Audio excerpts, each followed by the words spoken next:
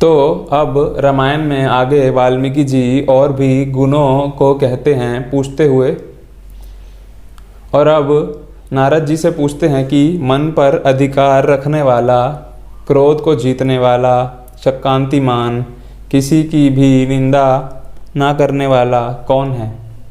और in fight संग्राम में कुपित अर्थात एंग्री या इरिटेट या ऑफेंडेड होने पर किससे देवता भी डरते हैं। तो सबसे पहले तो हमने देखा आगे जो पहला नाम वाल्मीकि जी ने बताया है वह था मन पर अधिकार रखने वाला।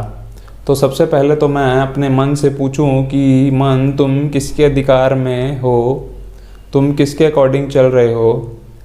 क्या तुम चंचल के भांति इधर उधर केवल कूद फांद कर रहे हो बस, या एक मित्र की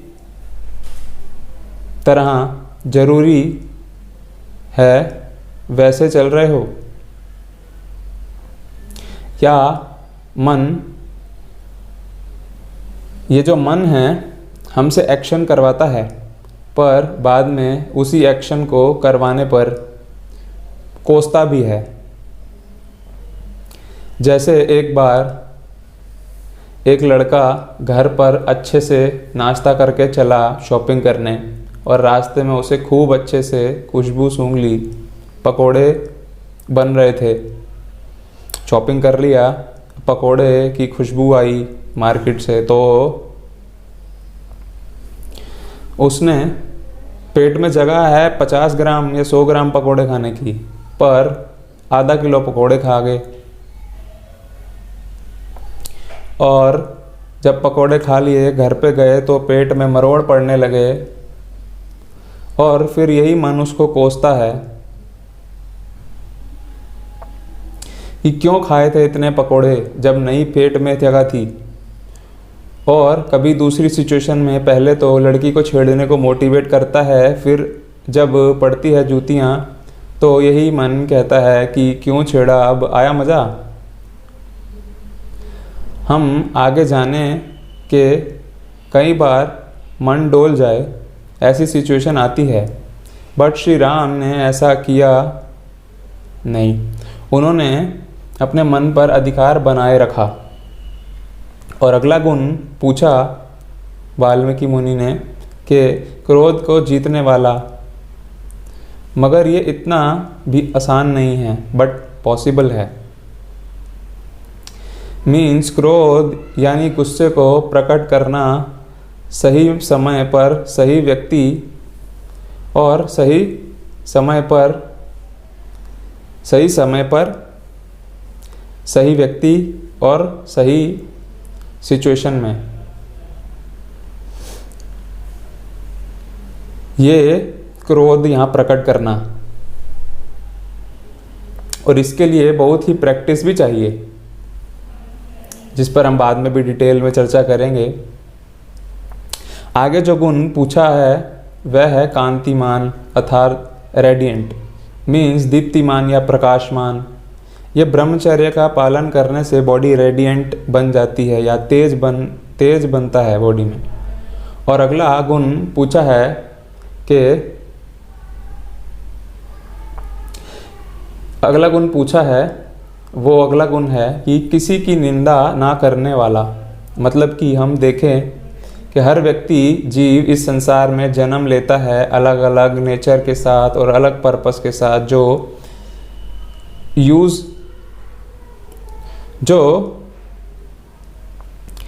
टू है अपने नेचर के साथ, अलग अलग नेचर के साथ जन्म लिया है। उसे सही समय पर पता चलता है। हर व्यक्ति ये जान जाता है अपने जीवन में कि उसका वास्तविक स्वभाव क्या है, वो ऐसा स्वभाव है उसका, या वो अपने उस स्वभाव को बदल सकता है या नहीं। और बट हम यदि अपने अकॉर्डिंग ही चलें तो बहुत दोष देखेंगे। दोष बहुत सारे दिखाई देते हैं जिससे बचना चाहिए। This material world is full of material entanglement and problems.